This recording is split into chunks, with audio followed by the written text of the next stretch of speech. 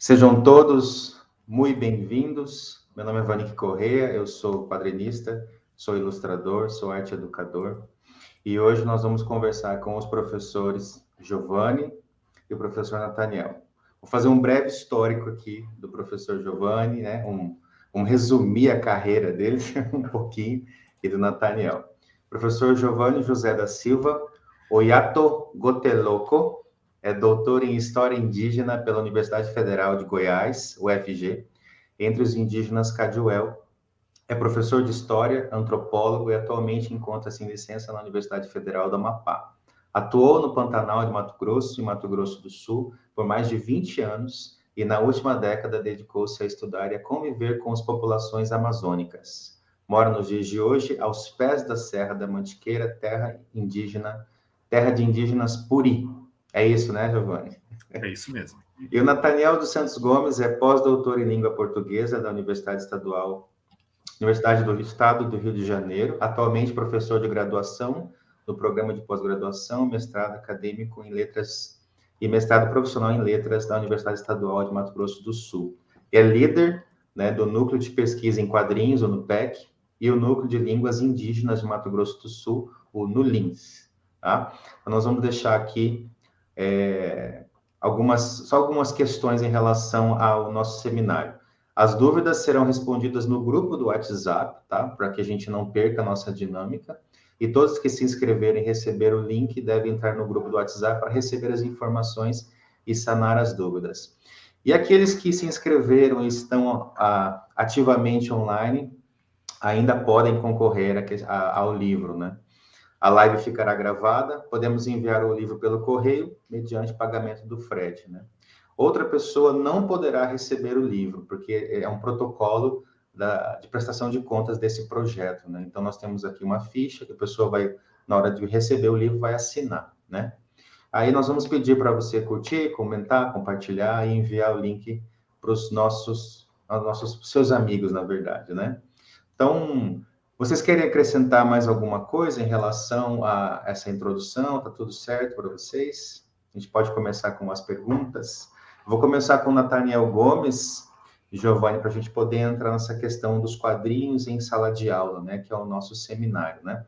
Aí a pergunta que nós escolhemos foi, Nathaniel, como os quadrinhos em sala de aula podem ser usados para auxiliar no ensino e na aprendizagem? Se você puder dar exemplos específicos em relação a isso. Vanik, obrigado pelo convite. Professor Giovanni, obrigado também pela presença. Primeiramente, pensar os quadrinhos em sala de aula não é uma novidade. Muita gente acha que é uma coisa nova que surgiu agora, mas os quadrinhos do jeito que nós conhecemos já tem mais de 100 anos. Se a gente considera Yellow Kid e outras mídias até anteriores, já tem mais de 100 anos e tem sido utilizado como uma ferramenta para o ensino há bastante tempo. Um dos exemplos que a gente poderia citar é o Adolfo Eisen, quando ele cria a Ebal, no Rio de Janeiro, que era a maior editora de quadrinhos naquele momento. Então, algumas estratégias, já que os quadrinhos eram vistos como pervertores da juventude, alienantes, etc., muito a partir de uma mentalidade que vinha da Itália, de sacerdotes católicos no meio do fascismo e tudo mais, uma postura extremamente nacionalista, o Adolfo Eisen, para evitar esse tipo de perseguição que estava chegando ao Brasil, aos quadrinhos em específico, ele começou a trazer figuras históricas, biografias de santos, figuras históricas, etc., convites para deputados almoçarem na editora, e a partir disso, você tem um uso, digamos, mais acentuado para o ensino, como uma ferramenta de ensino. Nesse caso, várias obras literárias foram adaptadas para o formato de quadrinhos, ao ponto de Jorge Amado se colocar como um apaixonado pelas versões em quadrinhos das suas obras, da literatura com transposição para os quadrinhos. Além disso, você encontrou vários outros autores de Casagrande Senzala, de outras obras conhecidas, que ficaram fascinados com esse outro suporte para as suas obras. Lembrando que é uma versão, não é para substituir, nunca foi. E como ferramenta de ensino, eu posso dizer que o quanto isso me serviu, mesmo quando eu era muito jovem. Eu lembro que quando eu tinha 9 anos, eu lia quadrinhos da Editora Abril, da extinta Editora Abril, e esses quadrinhos tinham aventuras, o mix da revista Super Aventuras Marvel, lá do gênero Super Aventuras, de super-heróis e tal. Nesse mix, eu lembro que havia uma história dos X-Men, que eles entraram numa caverna, e a caverna tinha aquela frase lá do Dante Alighieri, da Divina Comédia: deixe sua esperança do lado de fora, deixai vossa esperança do lado de fora. E aí eu fui atrás, isso com 9 anos de idade, e descobri que era uma referência à Divina Comédia, fui ver enciclopédia, etc, etc.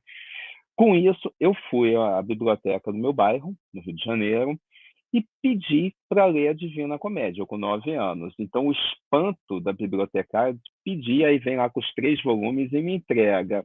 E aí eu levo para casa e com 9 anos de idade eu leio a Divina Comédia. E isso é uma aplicação mais individual. Em sala de aula, a gente vai percebendo que as aplicações podem ser inúmeras, da leitura do visual, passando pela língua, daquilo que é dito, daquilo que é o não dito no texto. Eu tenho um amigo no Rio de Janeiro, o Dr. César Rotulfo, que ele é da área de antropologia.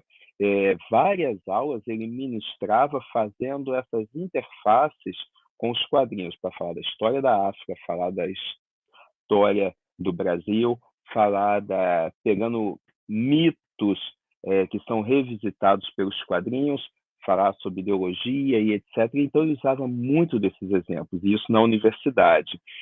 Os alunos acabavam se interessando porque você tinha naquele momento, e hoje é mais forte ainda, os filmes da Marvel começando a aparecer. Então, era um link da cultura pop com o ensino. Eu lembro que eu fiz uma palestra há alguns anos na Universidade do Rio de Janeiro, que eu falei sobre inclusão em quadrinhos. E o mais impressionante é a surpresa de gente que não conhecia esse material e imaginava a leitura dos quadrinhos apenas como um produto para crianças, para entretenimento e etc. E hoje eu oriento alguns trabalhos que têm essa relação dos quadrinhos com outras áreas, seja teologia, ciência da religião, literatura, linguagem, cinema e etc, etc. Então, as aplicações dos quadrinhos, não só na formação de leitores, mas em todas essas outras, são consideráveis, desmistificando aquela coisa que é apenas entretenimento. Não é que o entretenimento seja ruim ou que seja um problema em si, mas a gente pode tirar bons frutos nesse sentido dessa leitura aparentemente simples. Ok.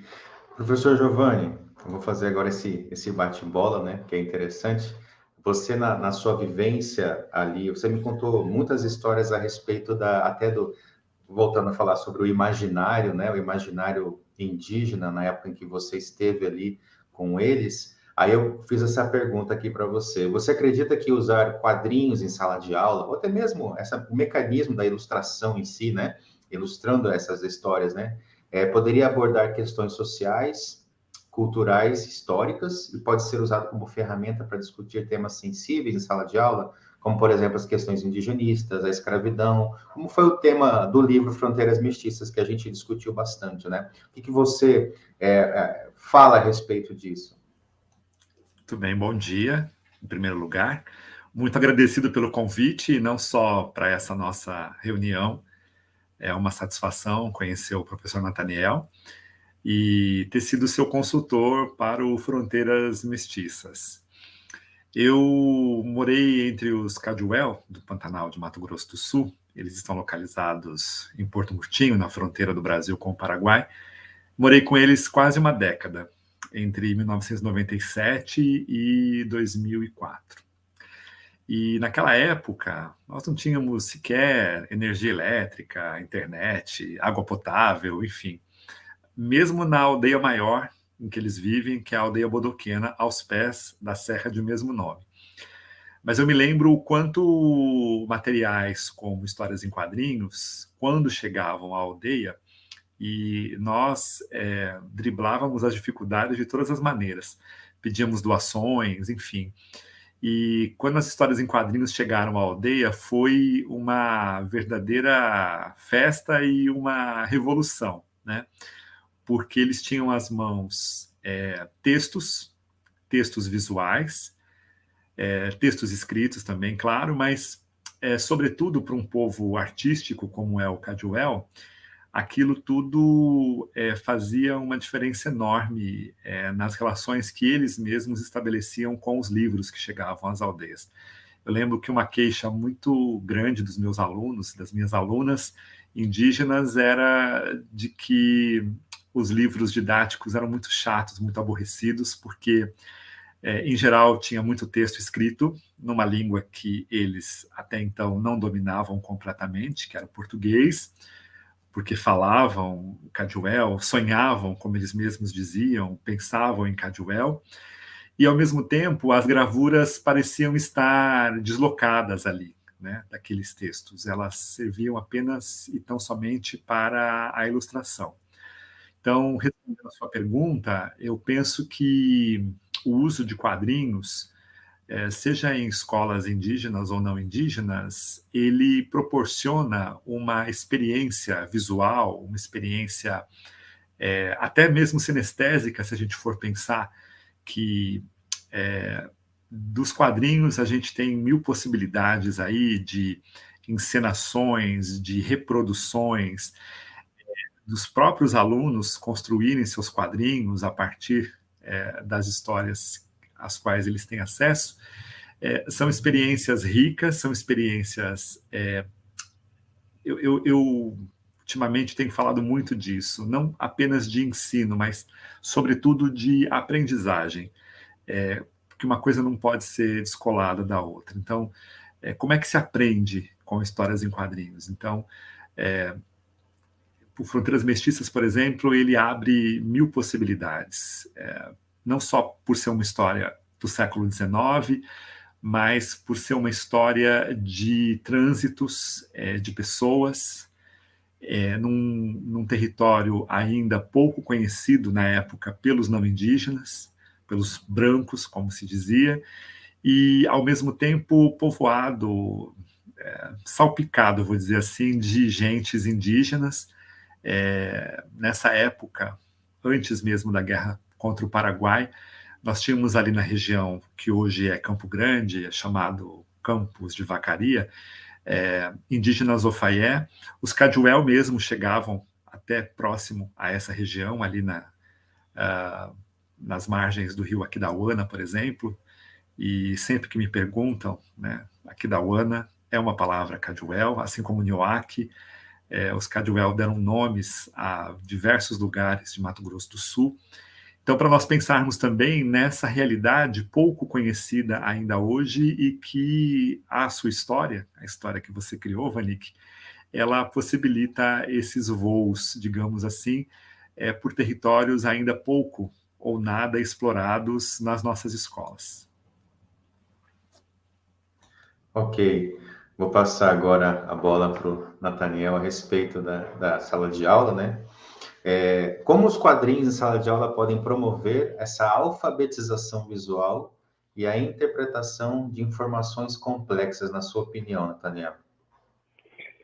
Vanik, normalmente nós valorizamos muito mais o texto tipográfico, o texto tradicional, essa é uma tendência, mas o que você vai perceber com bastante frequência é que no dia a dia essa leitura do visual ela é super importante. Você nota, por exemplo, no dia a dia, você olha para o céu e vê o céu carregado de nuvens escuras, é um tipo de leitura visual que você lê, no sentido mais amplo do que se tem de leitura hoje, que vai chover. Então, você carrega informações. Se você vai para empresas mais recentes que têm praticado ou buscado praticar a simplicidade, o visual está muito forte. Você vê os produtos da Apple, por exemplo, são produtos caros, indiscutivelmente, mas que tem essa pegada do visual, do intuitivo, não só da tipografia mais tradicional. Então, ensinar a ler imagens faz parte do dia a dia. Quando a pessoa aparece com um determinado tipo de roupa, isso, por exemplo, te possibilita uma leitura indireta. Essa pessoa deve ser uma autoridade ou deve representar um determinado grupo porque ela se veste assim. É o visual, o aspecto, que se junta a outras leituras simultaneamente. Então, não é uma só. Então, ensinar a leitura do visual é um baita desafio. Nesse sentido, no nosso mestrado em letras da universidade, temos tido trabalhos sensacionais sobre isso. Nós tivemos uma dissertação de mestrado da Eduarda Rosa, que ela ganhou o prêmio de dissertação do mestrado acadêmico, e ela trabalhou com quadrinhos, com a leitura do Armandinho, lá do Alexandre Beck. Então, vejam, quando você percebe que a leitura do visual tem esse impacto e acaba tendo reconhecimento na academia, na universidade, você começa a notar que a academia está começando a ficar atenta a essas coisas. Com relação à pesquisa acadêmica, não é novidade no Brasil, ela já existe há bastante tempo, e no mundo também, mas agora a gente tem visto vários grupos surgindo ao mesmo tempo. Portanto, Vanik, essa leitura do visual, ela tem esse impacto para ensinar o jovem, o adolescente, aquele que não pertence ao nosso grupo, como o professor Giovanni citou, de algumas comunidades indígenas, de alguns povos, quando tem acesso ao visual. E aí, não é que isso seja mais fácil, porque no passado muita gente dizia que quadrinhos era leitura de preguiçoso, todo mundo já ouviu isso. E ler a imagem não tem nada de preguiçoso, ao contrário, dá um trabalho danado ler imagem. Por quê? Você tem um quadro, entre um quadro e outro você tem um espaço, que você pode chamar de sarjeta, entre outros nomes, e aí a sua mente, nesse processo cognitivo, tem que completar aquela informação. Você tem que ler os movimentos, aquela leitura sinestésica de como é que isso se dá. Então, quem disse que isso é coisa de preguiçoso realmente está muito por fora, não entendeu nada, porque parece mais simples, na realidade parece lúdico, mas você tem obras que reviram o estômago da gente. Quem é um pouco mais fã aí de quadrinhos deve lembrar de Maus, do Art Spiegelman, Persepolis, da Marjane Satrapi, e tantas outras que não têm nada a ver com o público infanto-juvenil. Para citar um último exemplo, Vanik, a obra que eu estudei no meu pós-doutorado, embora a minha especialização, mestrado e doutorado, sejam em línguas indígenas, o meu pós-doc eu estudei o visual em uma obra em quadrinhos que é O Reino do Amanhã, do Mark Waid e Alex Ross. Nessa obra tem uma imagem que eu gosto demais, que o Superman aparece numa imagem, numa fazenda no Kansas, ele está mais velho, cabelo comprido, barba e etc. E eu postei essa imagem no meu Instagram há muitos anos, há uns 4, 5 anos. Eu lembro que um aluno comentou, já que ele está vestido de carpinteiro, está com uma madeira nas costas, está com os 3 cravos no bolso, e aí eu postei essa imagem. E essa aluna, ela faz o seguinte comentário: ué, por que você postou a imagem de Jesus Cristo fortão lá no seu Instagram? Ou seja, ela fez a leitura desse aspecto messiânico que estava sendo emulado no quadrinho. Ela percebeu isso que muita gente não percebeu, essa leitura da imagem. Ela fez essa triangulação do aspecto messiânico, do Superman, inicialmente criado por judeus, depois assumindo esse aspecto mais cristão com o passar do tempo. Aí ela consegue fazer essa leitura, não sendo fã de quadrinhos nem nada. Então, olha o potencial da leitura da imagem. Por isso que também muita gente não gosta quando o quadrinho é mal utilizado. Alguns livros didáticos, para encerrar, alguns livros didáticos citam a Mafalda, que é genial, fantástica e tal, mas muitos estudantes não gostam porque ela é descontextualizada. Você não sabe quem é Quino, em que época foi escrito, qual o contexto, não sabe quase nada. É apenas aquela tirinha ali falando de coisas que nem sempre o jovem leitor tem interesse. Então, a tira serve apenas de pretexto. Então, se você não ensina os outros elementos paratextuais, que aparecem ali se aproveita muito pouco. Não é que não se aproveite, obviamente, mas o potencial fica diluído. Então, eu vou parar por aqui para devolver para o professor Giovanni. O legal dessa questão que você falou, levantou da sua aluna, é que esses elementos, eles estão na cultura, né? Então, quando ela associa o Superman nesse traje, nessas vestes, né, como um carpinteiro, o autor original tinha essa intenção messiânica, né, de apresentar o Superman dessa forma. E quando uma pessoa fora do contexto das histórias em quadrinhos não é leitora, mas ela consegue encontrar esses símbolos, né? Porque se a gente for estudar a história em quadrinho, ela tem essa questão semiótica muito forte, muito arraigada, né? São símbolos que são colocados nas histórias em quadrinhos, sempre para remeter. Eu penso muito nos livros, nos quadrinhos, como sentimentos, né? Os autores, eles sempre colocam muito dos sentimentos deles relacionado às imagens em que eles produzem, né?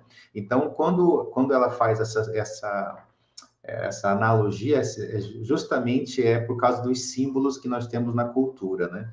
Então, assim, professor, eu tenho essa segunda questão aqui para você, professor Giovanni.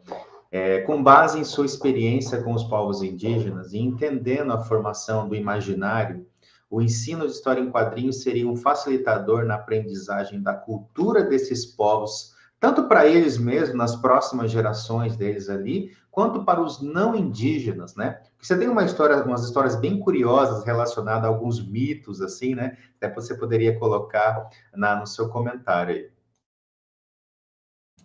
Certo, vamos lá. Bom, acho que a primeira coisa que a gente precisa pensar, Vanik, juntos, é que quadrinhos, enfim, eu venho trabalhando com telenovelas, então sempre me perguntam, é possível se ensinar? Claro que é, e também aprender. Mas eu hoje me pego pensando, sentindo, que nós estamos tratando de verossimilhanças e não de verdades. Então, quem busca a verdade, seja numa trama ficcional de telenovela, seja numa história em quadrinhos, não vai conseguir muita coisa ali, porque a gente está falando de ficção, a gente está falando de uma interessante transversalização de histórias e ficção, e aí eu estou colocando no plural mesmo essas histórias, né? Porque nós temos as histórias dos não indígenas, as histórias dos indígenas. Uma das minhas histórias com os Caduel é justamente sobre a guerra contra o Paraguai, né? Então, eu cheguei à aldeia dos Caduel em 1997. Foi para organizar as escolas deles que iam passar da FUNAI, até então eram administradas pela Fundação Nacional do Índio, hoje Fundação Nacional dos Povos Indígenas, e elas passariam então a serem controladas, enfim, conduzidas pela Prefeitura Municipal do município de Porto Murtinho. E a partir de 2000 eu fui convidado para lecionar. Então, nós abrimos uma turma de quinta série na época, hoje sexto ano, e numa das minhas primeiras aulas de história com eles, eu era professor de todos os componentes curriculares, não havia outros professores.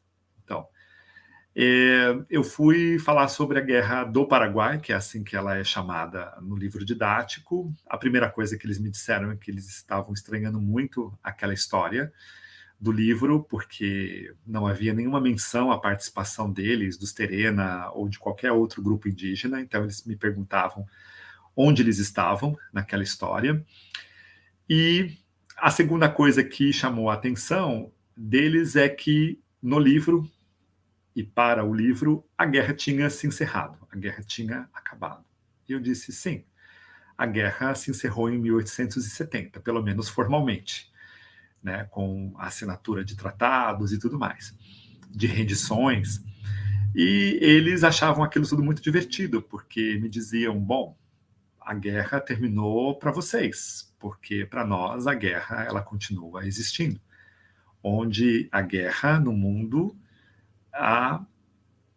Guerra do Paraguai. Enfim, eles não faziam distinção entre o conflito lá do século XIX com quaisquer outros conflitos que existissem para além dos limites da própria reserva indígena Cajuel. Isso me fez escrever, eu já escrevi sobre isso, sobre essa forma de se contar histórias, porque me parece que aí não existe exatamente um erro de interpretação, de dizer, bom, como assim a guerra não acabou para eles? Para eles, não.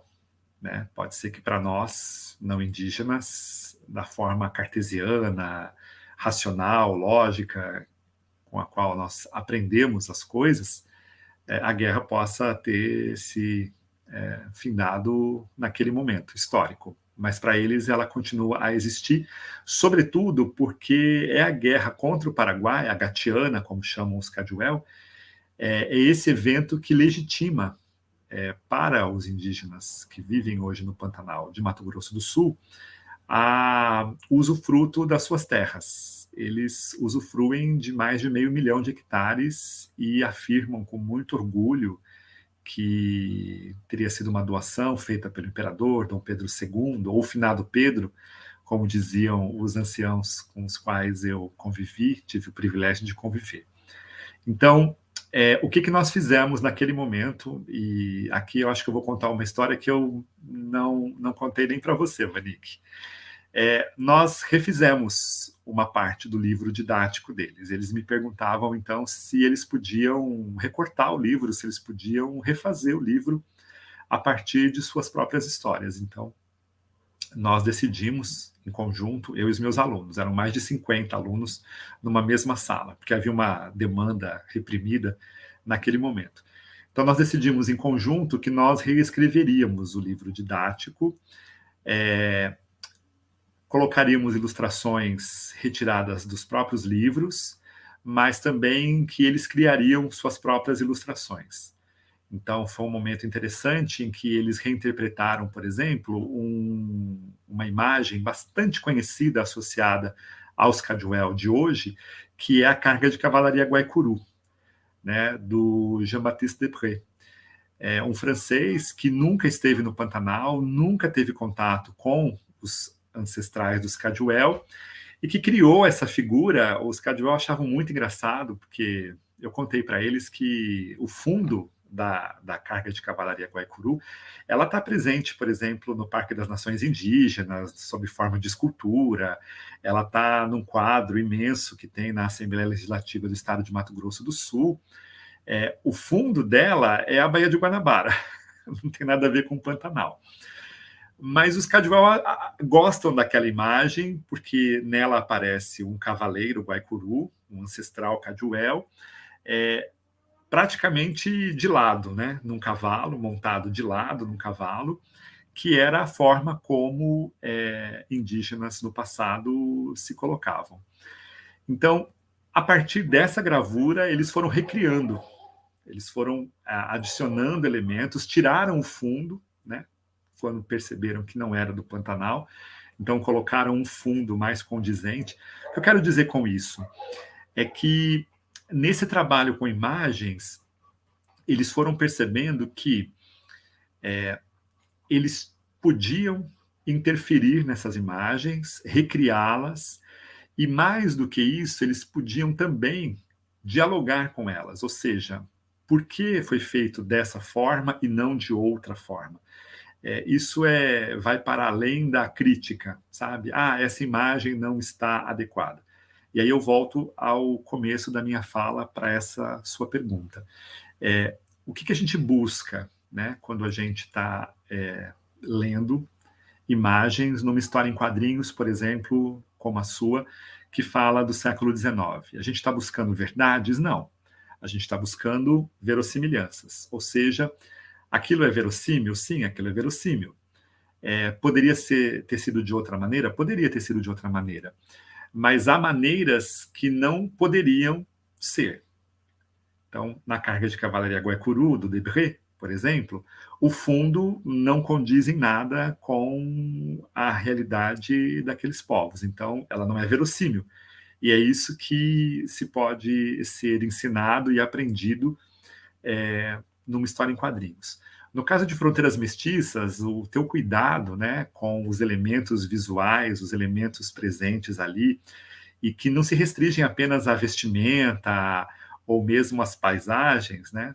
Um olhar mais atento vai verificar detalhes como a comida, os utensílios, né, que você foi procurar ali, não reproduzir, mas você buscou inspiração em inúmeras imagens, fotografias, enfim, croquis, deixados, inclusive, por esses artistas, em sua maioria franceses, como o próprio Debré, o Hercule Florence, que esteve no Pantanal, passou pelo Pantanal, por exemplo, deixou uma vastíssima obra. Tudo isso só traduz para o quadrinho uma preocupação e, mais do que isso, um cuidado com o que se está transmitindo por meio da história do nosso... Eu vou chamá-lo de herói, embora ele tenha um pouco, para mim, de anti-herói, que é o Josias. Então, eu tenho certeza de que as pessoas, as gentes, como eu gosto de dizer, que vão se enfronhar ali na história proposta por você, elas vão entrar num universo que eu considero, ao mesmo tempo, muito realista, mas o que seria da realidade sem o sonho e a magia? Então, eu vejo Fronteiras Mestiças como a recriação de um universo mágico realista. Ou, como gostam de dizer os estudiosos aí da literatura, um realismo mágico, tá bem? O mais interessante, professor, é que eu tenho anotado aqui, quando a gente começou a discutir sobre o título da obra, não sei se você lembra, a gente pensou, como é que era? Tinha lá um tal de Desbravadores do Oeste, tinha vários nomes. Aí a gente pensou na questão da fronteira, a questão da mestiçagem, a questão do caboclo alguma coisa. Foi um monte de nomezinhos que a gente foi pensando, e aí a gente chegou no Fronteiras Mestiças, né? Que é essa questão da fronteira, para mim, ela é muito forte. Eu sou campograndense, né? Então, eu tenho uma realidade, uma vivência aqui na minha cidade, dessa questão da fronteira. E agora, recentemente, eu tenho ido bastante para a fronteira aqui do Ponta Porã, aqui, né? Eu tenho convivido bastante e ouvido algumas histórias até, assim, só para contextualizar o que eu estou dizendo em relação à guerra no Paraguai, a guerra do Paraguai, a guerra da Tríplice Aliança, né? Essa questão ela é muito forte ainda lá no Paraguai, tanto que um amigo meu que mora em Ponta Porã disse que tem algumas pessoas mais idosas que não conversam com brasileiros, que tem uma certa restrição com brasileiros ainda por conta da guerra, né? Então, assim, por isso que eu não quis, por exemplo, no livro, colocar uma pecha nos paraguaios como se eles fossem nossos inimigos, porque na verdade não é isso a história, né? A guerra é quem conta a história, né? Aumenta o ponto que quiser, né? Então assim, eu não quis colocar na história que foi a culpa dos paraguaios ou foi culpa não sei de quem, eu não quis colocar isso. O que eu quis colocar na história foi que o Josias fez uma escolha, ele escolheu ir para a guerra. Então, assim, todos nós escolhemos ir para alguma guerra na nossa vida, né? Nós escolhemos alguma batalha para enfrentar. E ele fez as escolhas dele, entendeu? Então, assim, a guerra estava passando, era um trem, e ele pegou esse trem. Simplesmente isso. Então, ele não quer saber. Eu, como autor, não quis colocar que a culpa era dos paraguaios, que eles eram maus, que os brasileiros eram maus. Eu não quis colocar isso, porque todos ali foram vítimas, não foram heróis. Todos, quem não sobreviveu não foi herói, né? Quem não sobreviveu foi vítima da guerra. Então, eu quis colocar realmente isso, que assim, cara, nós vivemos dessa forma até hoje, nós vivemos fronteiras mestiças até hoje, né? Então, assim, tem muita coisa no livro que não tem nada a ver com a história, mas tem muito a ver com o coração do ser humano, né? coração da humanidade, como que ele pensa, como que ele vive, e cada um de nós pode ali se colocar na posição do Josias, né? Então, assim, eu creio que foi um achado esse nome, Giovanni, a gente poder ter esse nome conosco, né? Porque realmente no nome diz o que a gente propõe no livro, né? Então, pelas nossas inúmeras conversas, desde lá do começo, né? Eu até falo a respeito dessa trajetória de 2019, que a gente começou a conversar, até 2023, é tempo pra caramba para sair um livro, né? É muito tempo. Mas, assim, a gente passou por muitas coisas, né? Eu até conto, a gente fez um documentário recente que vai ser lançado, falando a respeito dessa trajetória, falando a respeito do tempo da pandemia, que a gente teve que amornar, né? Parar um pouco. Mas o livro, depois nós vamos fazer um outro seminário, né? Com o NUPEC, para falar a respeito somente do livro, assim, né? Nós vamos fazer algo que vai falar a respeito das questões técnicas e tudo mais, mas o que eu quero hoje é extrair com vocês mais essa questão da sala de aula, né? Como os nossos professores que estão nos acompanhando hoje podem usar alguns elementos. Eu trouxe aqui, só para a gente fazer um parêntese, alguns livros que eu tenho aqui em casa, e um que eu falei, eu comentei com você, Giovanni, durante o nosso trabalho, é o Guarani. O Guarani fala a respeito da Guerra do Paraguai, mas ele fala sobre o Dia das Crianças no Paraguai, quando eles não tinham mais soldados, né? E eles pegaram as crianças e colocaram ela no fronte de batalha, né? Então, essa história, ela é muito rica nesse sentido. Ela é feita por argentinos, né? Eu trouxe aqui também, para a gente exemplificar, essa questão, por exemplo, dos negros, onde tem aqui o Marcelo de Salete, né? Ele escreveu Cumbi, foi até premiado lá fora, é um livro sobre essa questão dos negros, né? Dos escravos, ou em situações de escravidão, em que eles passavam por isso. E para a gente não ficar muito longe em relação a essas questões de povos, de cultura, eu trouxe aqui o Bando de Dois, que fala sobre a questão esqueci o nome agora, Lampião, né? Eu trouxe também aqui. Então, são esses territórios que a gente mergulha na história e que também temos histórias em quadrinhos para falar a respeito, né? Esse aqui é o Quebra-Torto que eu trouxe, é daqui de Campo Grande, pessoal, né? Eles lançaram esse material, o organizador é o Fábio Kiel, que também lançou um livro sobre a Lídia Baís, né? Esse livro aqui é sobre a Casa Baís. Então, ele fala sobre a Lídia Baís aqui. Então, quis trazer um pouco dessa cultura em quadrinhos, até para os professores também buscarem artistas regionais, artistas aqui da capital, né? Artistas que podem ser, assim, trazidos para mais perto da sala de aula, né? Recentemente, eu estive numa escola pública, e eu fui destrinchando os meandros, né, da produção de uma história em quadrinhos, o máximo que eu consegui resumir para eles nos requadros, na sarjeta, na questão do tempo, assim, e foi muito interessante a experiência, porque cada vez que eu ministro uma oficina, eu tenho que mudar um pouco o jeito que eu ministro, né, para poder entender qual é o mecanismo que eu vou usar para que eles entendam a produção de quadrinhos. Eu trouxe um pouco do material deles comigo, né, porque eu sempre, cada oficina que eu vou, eu tenho que pegar pelo menos alguma coisa deles para levar adiante, né. Então, assim, a produção de quadrinhos, ela é muito rica no Brasil atualmente, e ela, assim, já ganhou prêmios lá fora. Nós temos pessoas muito importantes atualmente de quadrinistas que produzem material da cultura, falando a respeito da nossa cultura e ganhando prêmios lá fora. Eu acho isso excepcional até para que as crianças, adolescentes, os jovens, adultos possam ter acesso a isso e se interessar por outras culturas também, né? Então, caminhando para essa terceira pergunta agora, Nathaniel, eu pergunto para você, como os quadrinhos em sala de aula, ou os quadrinhos em si, podem ser integrados às outras formas de mídia, tecnologia educacional, para ampliar, vamos dizer assim, o engajamento dos alunos. Como seria possível isso? Vanik, Hoje nós temos muitas adaptações dos quadrinhos para outros suportes. Não é de hoje, na verdade, isso começa lá atrás.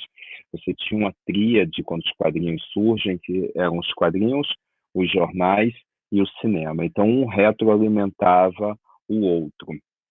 E a gente tem isso, volta e meia, voltando ao cinema. Isso vai ser retomado no início dos anos 2000, novamente, já tinha acontecido inúmeras vezes. Então, essa aproximação hoje, com mais acesso à tecnologia, tem ficado mais fácil. Eu citei há pouco o Persepolis, tem a versão em animação, Game Pés Descalços, tem uma versão em animação. As duas tratam de questões históricas da Revolução Islâmica e da Segunda Guerra Mundial, entre outras tantas possibilidades. E aí eu vou citar brevemente 3 dissertações que têm alguma relação com isso. Você tem da Kátia Giuliani, que fez o mestrado conosco, que ela pega a Rota Bioceânica, que tem sido um projeto muito importante para o Brasil, em especial para o estado de Mato Grosso do Sul, e ela transforma a Rota Bioceânica em quadrinhos para explicar isso para um público mais jovem. Nem todo mundo está afim de ler uma reportagem num jornal, está afim de ver um documentário sobre isso, ou um documento oficial. Então, por meio do suporte em quadrinhos, e aí a gente deve desenvolver outros produtos, vamos chamar assim, games, falar sobre educação fiscal, que é um projeto do Banco Mundial, por meio dos quadrinhos, por meio de games, por meio do visual, enfim, porque essa é a linguagem que, por exemplo, o jovem está mais antenado. As cartilhas para a educação têm trabalhado nessa perspectiva. No passado, você tinha documentos de DIEESE, que para o trabalhador você lançava nesse formato, que era mais fácil de entender, dados que nem sempre são tão simples para quem não tem acesso. Então, por meio dos quadrinhos, existe essa possibilidade. Então, o trabalho da Kátia Giuliani vai nesse sentido, discutir questões que já foram adaptadas para o cinema, e aí você tem o quadrinho como pano de fundo. Você tem o Wellington Nascimento, fez mestrado recentemente conosco, fez um trabalho brilhante sobre fundamentalismo religioso, e ele mostra, inclusive, como é que isso tem implicações para a sociedade, como é que o quadrinho toca nessa ferida. Você tem a leitura, entre outras coisas, do texto existencialista, da charge, do humor, da leitura de imagens, da sátira, tudo isso que nem sempre é fácil de ser percebido. Ler nas entrelinhas não é tão óbvio quanto parece. Então, nós tivemos a Caterine Camargo, que fez um trabalho sobre isso, ou seja, além das versões para TV, versões em jogos, versões para o cinema, versões para outras mídias, elas bebem nessa fonte. Então, começando essa leitura pelo visual, passando para que outras camadas de leitura, o que nos possibilita? Quais os interesses? Então, para finalizar, eu entrei na literatura italiana universal por causa de um quadrinho que eu li dos X-Men. Isso me despertou, não quer dizer que vai despertar todo mundo, mas me chamou a atenção, fiquei um fã aí de algumas obras que eu talvez nunca lesse. Deixa eu passar agora a bola para o professor Giovanni. Essa é uma questão interessante, que, assim, na sua opinião, o uso das histórias em quadrinhos, da questão do campo imagético, nessa questão da reinterpretação da história, poderia auxiliar na compreensão de assuntos específicos e sensíveis da cultura de uma forma geral? Porque, assim, nós estamos, assim, ontem participei de uma aula ali na UEMS, né? E a professora Natânia estava falando a respeito de quadrinhos jornalísticos, né? Jornalismo em quadrinhos, que, assim, que poderia ser, que pode, na verdade, é usado hoje até para ensinar questões básicas de saúde, por exemplo, sabe? Para pessoas que não têm acesso a esse tipo de informação, né? Então, assim, com base nessa ideia, eu fiquei muito, assim, atento a respeito dessa possibilidade, né, dos quadrinhos jornalismo, né, em quadrinhos, até para passar informação, para ensinar os povos que estão à beira, vamos dizer assim, né, povos ribeirinhos, povos indígenas, povos que estão longe desse tipo de contato, né? Então, o que o senhor acredita, professor Giovanni, a respeito dos povos indígenas que você trabalhou por tanto tempo, ainda trabalha, né, com essas questões, né? O que você analisa a respeito dessa questão da compreensão desses assuntos, né? Certo. Bom, primeiro eu vou te ajudar. O Bando de Dois é sobre o cangaço, não é isso? É um western, quase um western espaguete daqueles italianos, do Sérgio Leone. Aquele universo do Sérgio Leone maravilhoso, transportado para o cangaço brasileiro. Eu conheço a obra e curto demais. Isso, exatamente. Nossa. É uma mistura de Clint Eastwood no sertão, entendeu? É uma coisa bem bacana, dialoga com o cinema, enfim.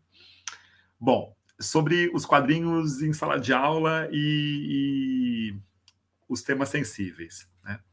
Então, uma obra como a tua, e como essas outras que você aqui citou, elas inspiram, elas estimulam, inclusive, a feitura de quadrinhos em sala de aula, né? Então, essa foi uma experiência que eu já tive com os Cadwell, por exemplo, um povo extremamente artístico, né? Suas volutas espirais são conhecidas no Brasil e fora do Brasil, né? Por meio da sua cerâmica, que hoje é o principal suporte da pintura Cadwell, dos desenhos, enfim, dos grafismos.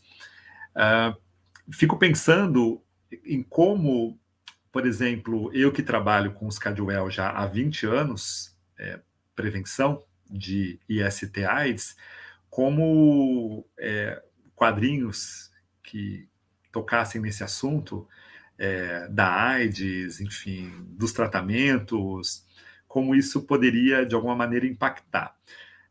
Nós desenvolvemos com eles, já há alguns anos, um programa de prevenção. Eu não estou sozinho nisso, é uma equipe. Inclusive, eu já observei que lá no YouTube, minha irmã, que participa comigo desse programa de prevenção, a professora Giane, está conosco aqui, e a professora Leia Lacerda, da Universidade Estadual. Então, a gente pensou, né, em estratégias e criamos uma cartilha que não era exatamente em história em quadrinhos, mas que continha muitos desenhos feitos pelos indígenas a partir das oficinas de prevenção. Então, estou aqui trazendo um dos temas sensíveis que poderiam ser abordados no formato de história em quadrinhos. Eu sinto falta ainda e aí fica a sugestão, Vanik, para você, que eu aprecio tanto a sua arte, eu ainda sinto falta de uma história em quadrinhos da guerra contra o Paraguai. E aí vou dizer que não vou esconder aqui as minhas origens. Minha mãe, e a mãe da minha mãe, e a mãe da minha mãe, são todas de origem paraguaia. Nós somos descendentes de Guarani, que no Brasil se chamam Guarani Kaiowá, mas que no Paraguai tem outro nome, são os Itaveterã. A guerra ainda precisa ser mostrada para essas novas gerações no formato de história em quadrinhos. Eu sinto falta da guerra no cinema.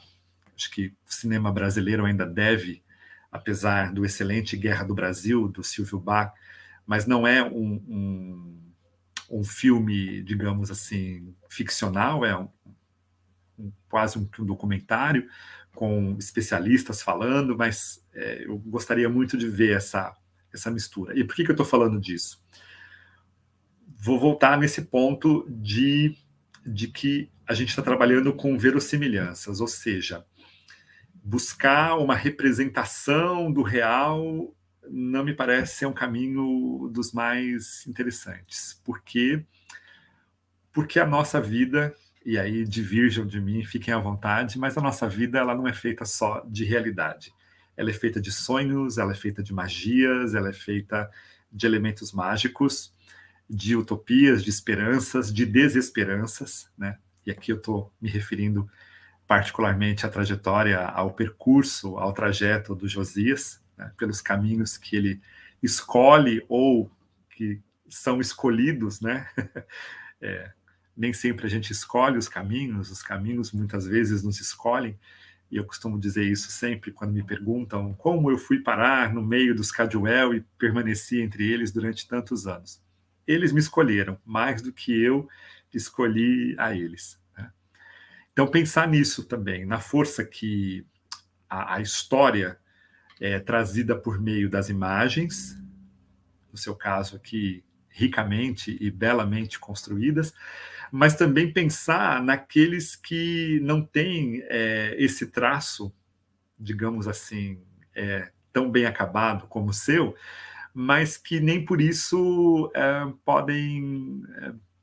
devem deixar de desenhar, de escrever, de transformar suas dores, seus sentimentos, seus afetos e desafetos em belas histórias em quadrinhos. Então, pensar que seja um recurso que mobiliza vários sentidos, né? Quem vê, quem lê, vai ali utilizar-se da visão, mas quem elabora, quem cria, e você sabe muito bem disso, acaba se utilizando de inúmeros recursos e sentidos também. Então, pensar nessas possibilidades. Eu gostaria de ver mais histórias em quadrinhos que trouxessem os desenhos, os grafismos dos nossos indígenas, pensando aqui também na intolerância, né, no preconceito, na discriminação, no ódio mesmo aos povos indígenas, que ainda persiste, e num estado como Mato Grosso do Sul, isso ainda é muito forte, né? Os inúmeros conflitos aí de terras nos mostram isso.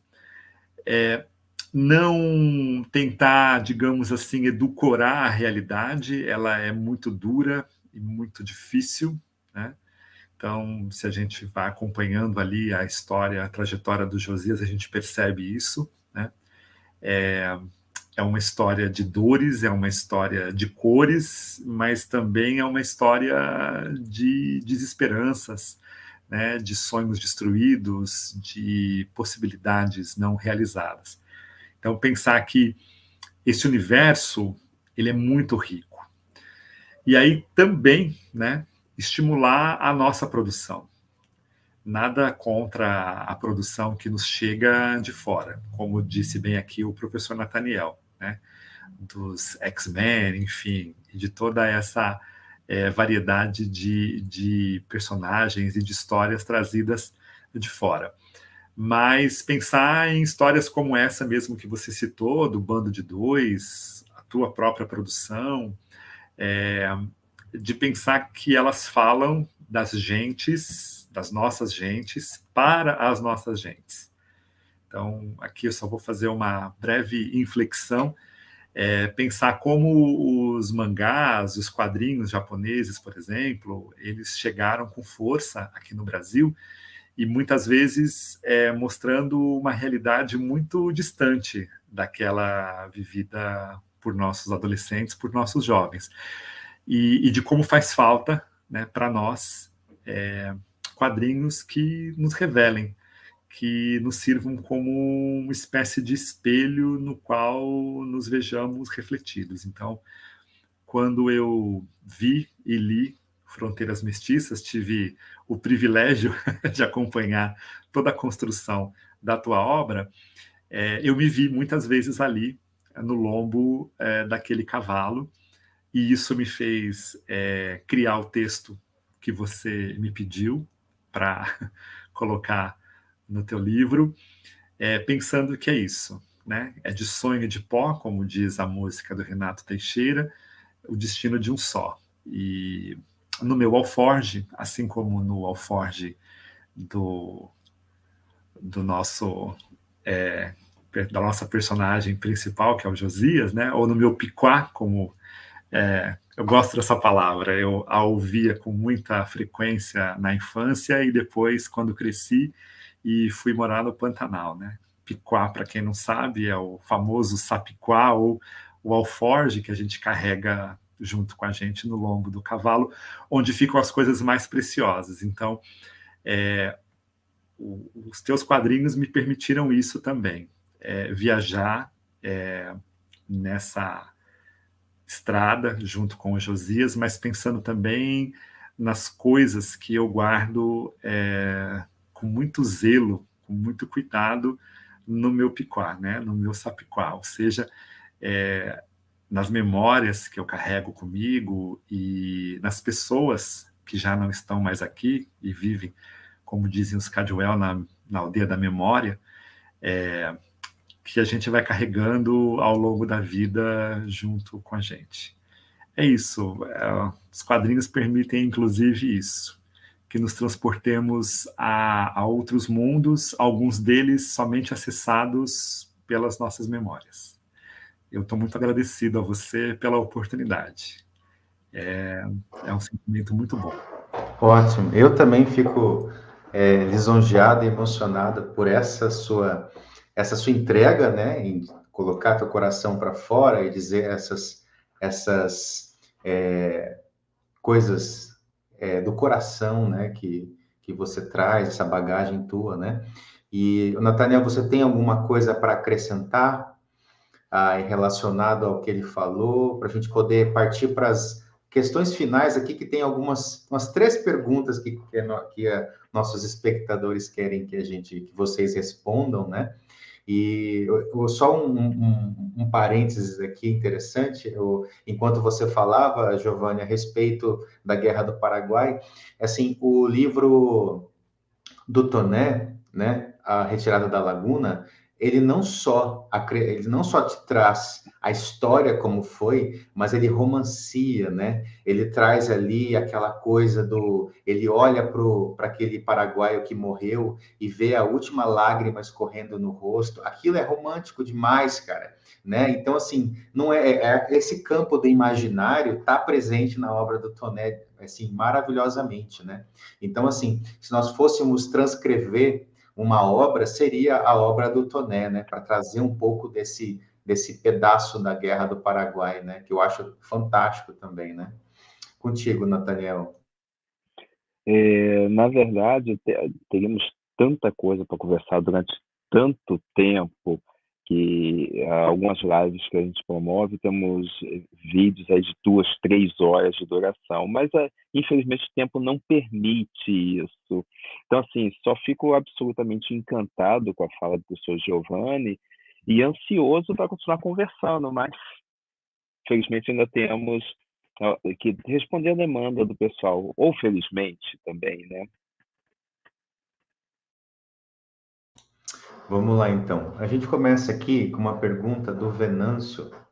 É do Venâncio? Deixa eu ver se é esse mesmo aqui. Acho que é do Venâncio mesmo.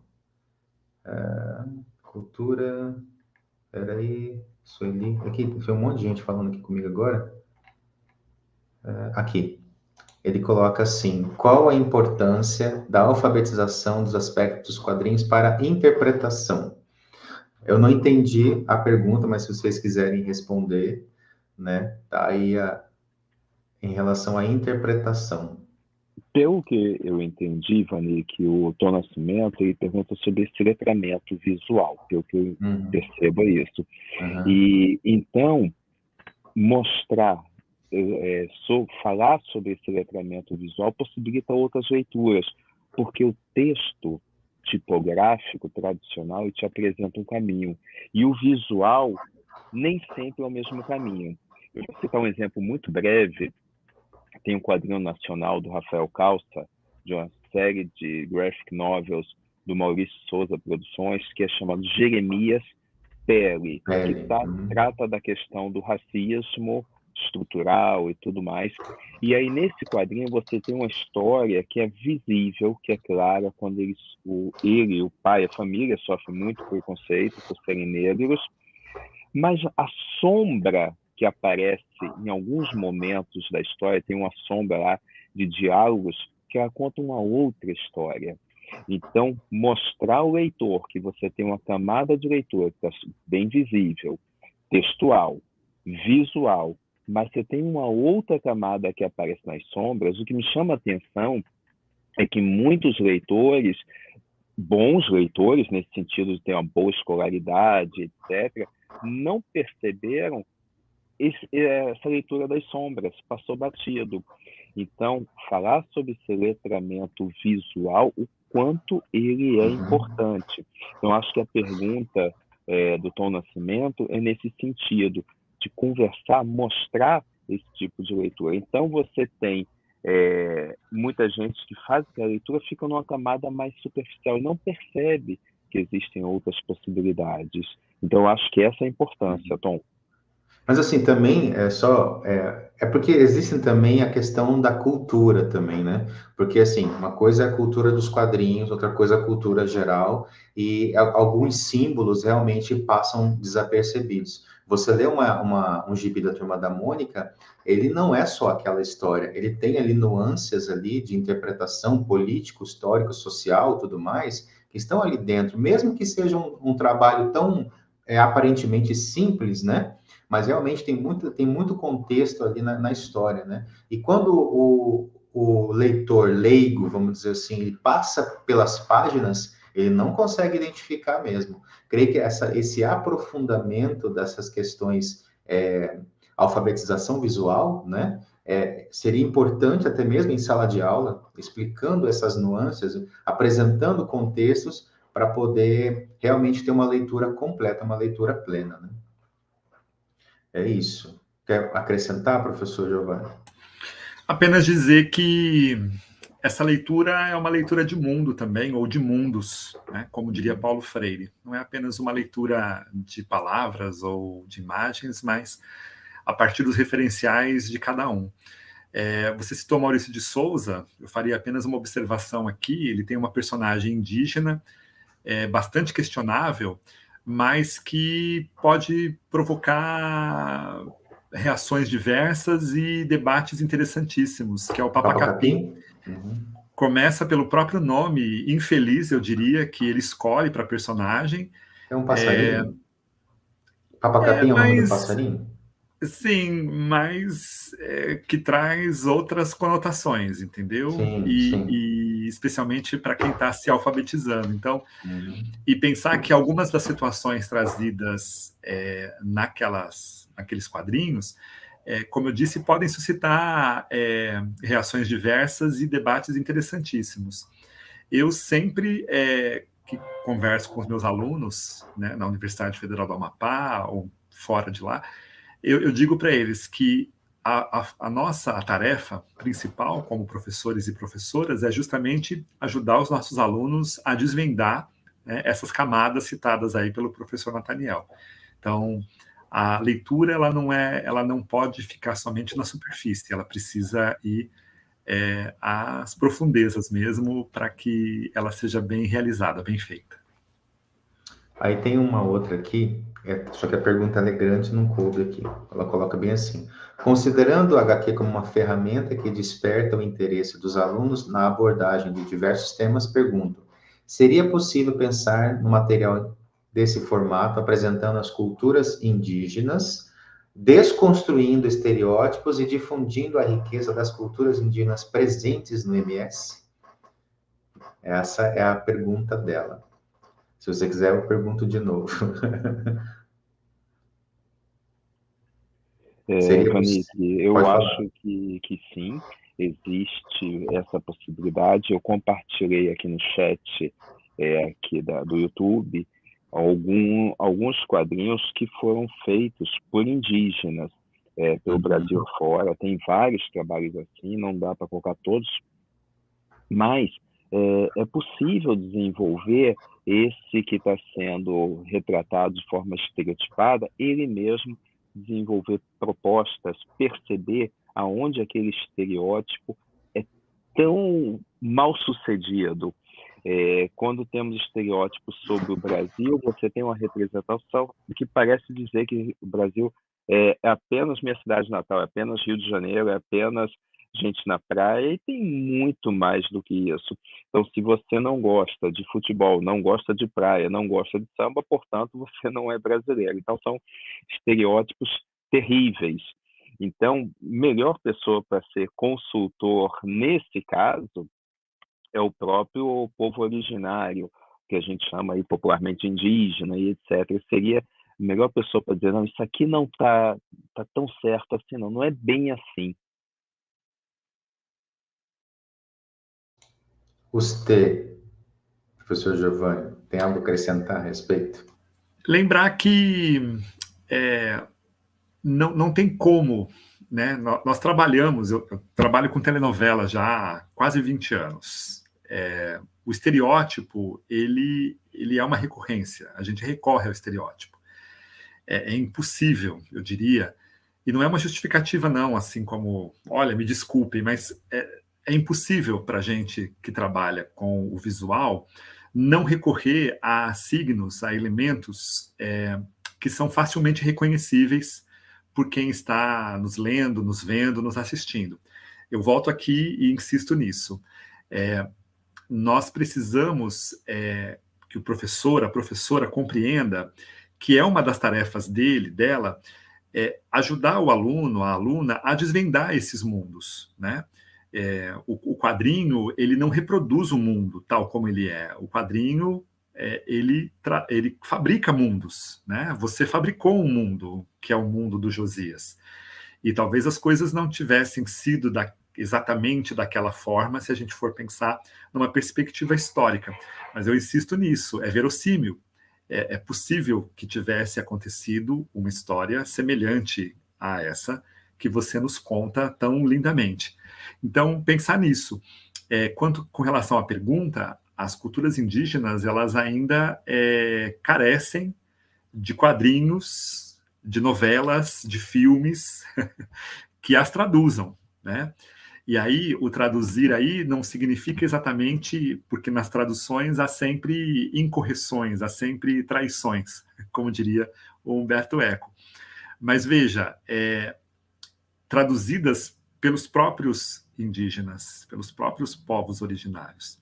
Ou seja, saímos da perspectiva de que tem um não indígena, ou um branco, como se costuma dizer ainda, falando por eles, e pensar que, dando voz, né, que é algo bastante autoritário na minha perspectiva, né, a gente achar que vai dar voz, mas recriar esses mundos e apresentá-los de forma não exótica, ou seja, olha que interessante, temos uma obra. Não, a gente tem que ter várias, a gente tem que ter muitas, a gente tem que ter boas e, às vezes, nem tão boas assim, mas a gente carece ainda de uma diversidade enorme. Tem uma poesia do Carlos Drummond de Andrade que eu gosto muito, e volta e meia eu a cito, que se chama Precisamos Descobrir o Brasil. Nós precisamos descobrir o Brasil urgentemente e, como diria como cantaria a Elis Regina, né, em Querelas do Brasil, o Brasil não conhece o Brasil. Então, obras como essa que você nos traz, Vanik, nos ajudam a nos conhecermos melhor, com tudo que a gente tem de bonito e de feio, né? Que a gente também não pode ser narcísico e achar que é tudo bonito e vai ser tudo bonito lá nos seus quadrinhos. Não. Os seus quadrinhos também trazem a nossa feiura, e isso compõe o todo belo que você constrói, por exemplo, com a tua obra, e outros quadrinistas incorporam também as suas obras. É isso. Eu adoraria ver uma série aí contando mitos, narrativas míticas que, por gentileza, não chamem mais de lendas, tá bem? Dos povos Terena, Caduel, de outros povos indígenas, de outros povos originários, não só de Mato Grosso do Sul, mas também do Norte, do Nordeste, que muita gente acha que nem tem indígenas, daqui do Sudeste, onde eu vivo atualmente, do Sul, enfim. E pensarmos nisso, de como essas imagens, elas nos levam a viagens muito potentes, muito instigantes. E, por favor, suas considerações finais para esse seminário, para a gente poder encerrar, que nós já cumprimos a nossa missão, nossa pequena missão do dia de hoje, mas está aberta aí para suas considerações finais. Eu serei breve e, em seguida, o Nathaniel também, tenho certeza, vai fazer suas breves considerações. Eu só tenho a agradecer mesmo. Tem uma palavra, eu sou falante de Guarani por causa da minha mãe, né? E tem uma palavra em Guarani que eu aprecio demais, eu gosto demais, que é agudjevete. Muita gente tem usado essa expressão como um agradecimento. Nós não temos muito obrigado, muito agradecido em Guarani. Nós não temos essa expressão. Mas o agudjevete significa que tudo esteve bom.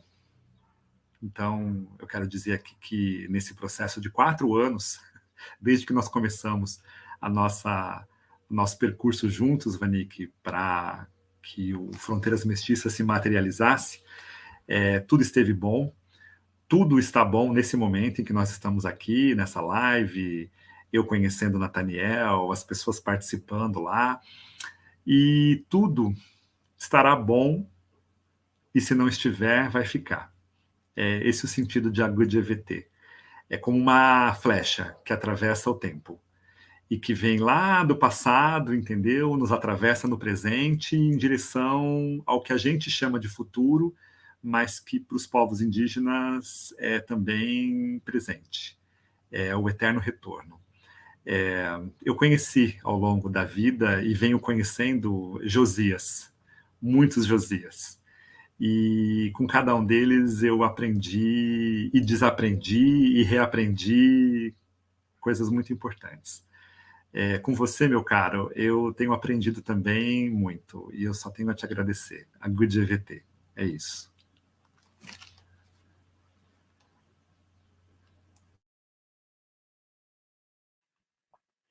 Vanik, obrigado aí pela oportunidade, obrigado, professor Giovanni. Para encerrar, há uma mentalidade ainda muito positivista que coloca que apenas a história dos documentos oficiais é o que vale. E esse livrinho aqui, livrinho não é no sentido pejorativo, é no sentido afetivo, é no sentido carinhoso mesmo, ele trabalha muito bem. Tive o prazer de ler ontem à noite a versão impressa. Trabalha muito bem essa coisa de contar uma história, de narrar uma história. Então, é um mito, não como uma ideia falsa, não como um equívoco, mas como uma narrativa. Então, quando a gente se refere a mito, é uma forma de contar, é uma forma para atingir aquele determinado público. E aí o Vanik faz isso muito bem, de parabéns aí no Fronteiras Mestiças. E aí eu só tenho um pedido, que venham mais obras. O quanto isso tem contribuído aí conosco, com os leitores, em especial de Mato Grosso do Sul. Tem muita coisa boa para ser produzida, Vanik. Obrigado, tá? Então, eu agradeço a vocês mais uma vez. Professor Giovanni, o seu livro vai chegar em breve aí, tá? Fica tranquilo que o seu livro vai chegar aí, tá? Eu espero que todos que estiveram aqui na nossa live estejam satisfeitos com a nossa performance aqui no mais natural possível que nós conseguimos ser, né? A gente falou do nosso coração, daquilo que a gente entende, daquilo que a gente gosta, né?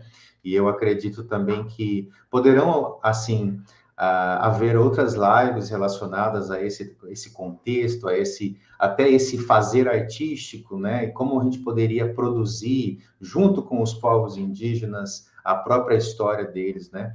Teve uma informação, não é informação, mas teve aqui uma pessoa que falou a respeito que ela usou os mangás, por exemplo, em sala de aula, né? E aí, voltando àquela questão que o professor Giovanni falou, só para a gente dar um parênteses e uma resposta a ela, porque a gente realmente, nós não temos muito quadrinhos, muitas histórias que estão relacionadas aos próprios adolescentes brasileiros, né? Nós temos lá os mangás que vão trazer a realidade lá dos japoneses, né? Nós temos os manuás, por exemplo, dos coreanos. Então, nós temos os comics, né? Então, mas assim, e o quadrinho brasileiro? Quem são os adolescentes, né? Como é que eles vivem, né? Então, eu acredito também que produzir esse tipo de material seria também uma ótima ferramenta até para que os adolescentes conhecessem mais de si mesmos e também aonde eles podem beber, né, da que fonte que eles podem pesquisar, que seria interessante para que eles possam até mesmo conhecer